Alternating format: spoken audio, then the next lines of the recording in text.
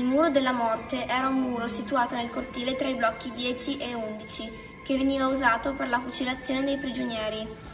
I blocchi erano edifici in muratura che costituivano il nucleo centrale del campo e generalmente venivano utilizzati come alloggi per i prigionieri.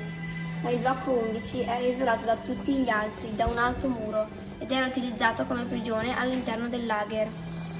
All'interno del blocco, una volta al mese, si insediava un tribunale della Gestapo, la polizia segreta nazista, che aveva il compito di giudicare i prigionieri civili, generalmente polacchi, colpevoli di azioni di resistenza contro il regime nazista.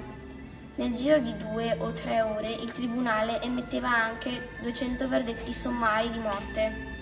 I condannati dovevano spogliarsi nel bagno della prigione e a due arrivavano presso il muro della morte, dove venivano fucilati.